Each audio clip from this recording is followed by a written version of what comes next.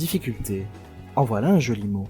Aujourd'hui, j'ai envie de vous parler de ce nom commun et de ce qui l'amène avec lui dans notre médium favori, le jeu vidéo. Vous avez peut-être remarqué que je n'ai pas dit la difficulté, ni les difficultés, ni rien du tout en fait. Je vous ai lâché le mot comme ça, sec, et un nom sans son déterminant, c'est un peu comme un personnage de MMO en slip. On sait pas trop de qui il s'agit. Ça pourrait être un mage ou un guerrier. Commençons alors par le commencement. C'est quoi une difficulté ? Avant de répondre à cette question, il faut répondre à une autre. C'est quoi le but d'un jeu, qu'il soit vidéo ou pas d'ailleurs ? C'est de gagner, bravo Michel. Mais ça veut dire quoi gagner à un jeu ? Eh bien dans un jeu, on place le joueur dans une situation A, et il faut qu'il réussisse à se placer dans une situation B. La situation B n'est pas forcément la fin du jeu, mais peut-être une situation intermédiaire. Finir ce niveau, ouvrir une porte, vaincre un boss, atteindre une plateforme, ou tout autre objectif que pourra se fixer un joueur. Un jeu vidéo représente une succession de situations à atteindre, transformant bien souvent une situation B de victoire en un nouveau point de départ. Une difficulté, du coup, représente un élément mis par les développeurs entre la situation A et la situation B. Un trou, un ennemi, une porte, une phase de plateforme, une énigme, etc., etc. Chacun de ces éléments représente une difficulté, et chacune de ces difficultés peut être d'une intensité variable que l'on peut quantifier subjectivement au doigt mouillé. Prenons une situation A, je suis dans une pièce, et une situation B, je suis dans la pièce d'à côté. Niveau 0, ça va, il y a une ouverture et je n'ai qu'à passer à travers pour passer de A à B. C'est facile. Niveau 1, ça va toujours. Il y a une porte qui me demande de cliquer sur un bouton qui est soit sur elle-même, soit juste à côté. On est tranquille. Niveau 2, le bouton est caché et je dois le chercher. Niveau 3, il faut trouver une putain de clé. Niveau 4, un ennemi garde la clé. Niveau 5, un boss garde la clé. Niveau 6, il y a une énigme en plus, ce qui n'exclut pas la présence d'ennemis ou de boss, etc., etc. Niveau 100, il faut parcourir les océans pour rassembler les 9 morceaux de la clé magique qui ouvrira la porte de mon cul. Allez, amuse-toi bien.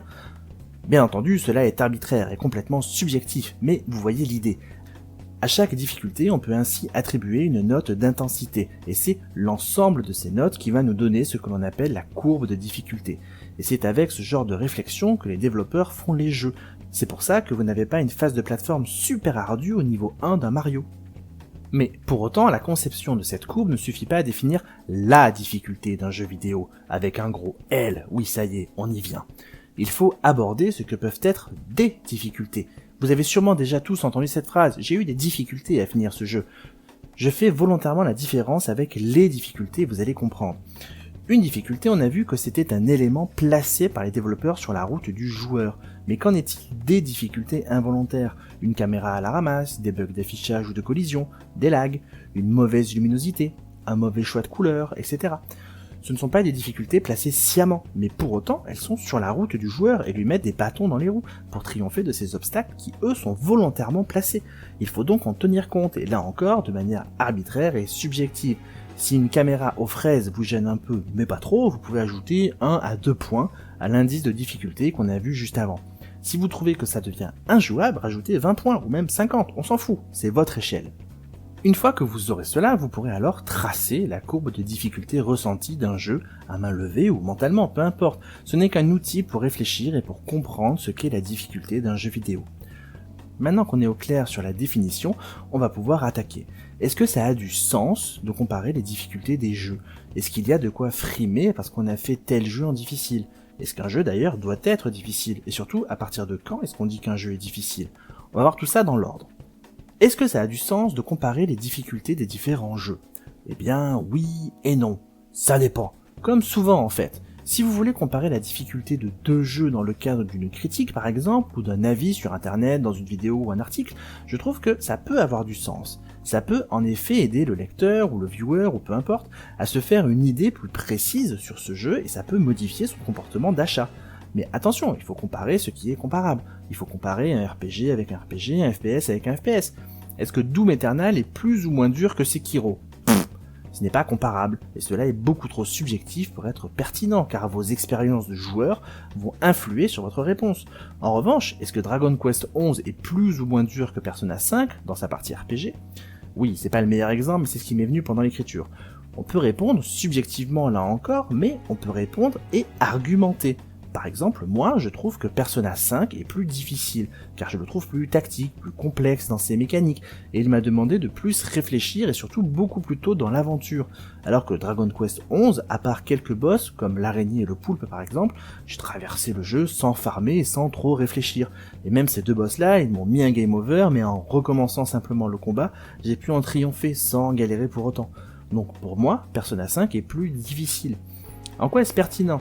Eh bien, du coup, ça fait que je ne le conseillerais pas aveuglément à un joueur qui voudrait découvrir le genre du RPG. Alors que Dragon Quest 11, oui, même si je trouve qu'en termes de qualité, Persona 5 est mieux. Mais bon, ça, on verra un autre jour. Et alors, est-ce qu'il y a de quoi frimer pour avoir fini un jeu en difficile, extrême, cauchemar ou que sais-je encore ? Les studios espèrent cela, et les trophées ou succès ou les achievements en règle générale sont là pour nous y encourager.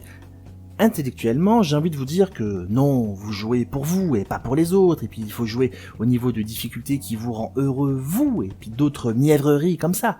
Mais la vérité est autre. La compétition anime le jeu vidéo depuis sa création, et même un joueur qui n'a pas particulièrement l'esprit de compétition sera fier d'avoir triomphé d'une difficulté, et il voudra partager cela avec le monde, soit pour célébrer ensemble, et c'est beau, soit en effet pour frimer et faire grossir son e-pénis, qu'importe votre sexe à la base.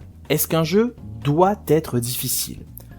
On a vu qu'en fait, tous les jeux sont difficiles dès lors qu'il y a une difficulté à l'intérieur, à plus ou moins grande échelle et avec un niveau de punition qui varie d'un jeu à l'autre.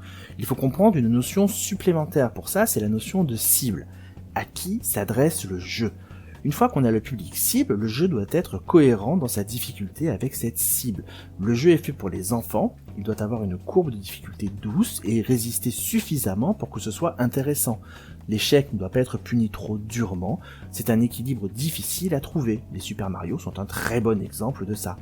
Le jeu est fait pour un joueur moyen. Il doit proposer un challenge bas au début avec une courbe de progression moins douce et un système de punition souple à base de checkpoints fréquents comme dans les Assassin's Creed par exemple. Le jeu est fait vraiment pour les hardcore gamers. Le challenge est élevé dès le début, la courbe de progression est bien raide avec des gros pics et en cas de mort tu recommences du début. Je caricature un peu mais c'est le meilleur moyen de se retrouver dans la vidéo des 20 ans du JDG. Et du coup, à partir de quand un jeu est difficile ou plutôt trop difficile ? Un jeu peut être trop difficile pour un joueur donné dès lors que le jeu n'est pas amusant pour ce joueur ou que le joueur n'en tire rien de bon pour lui comme de l'estime de soi ou un renforcement narcissique. Pour conclure, la difficulté dans le jeu vidéo est l'ensemble des éléments ludiques qui nous procurent des émotions, de la frustration, de la joie, de la colère, de l'accomplissement, du désespoir, de l'estime de soi.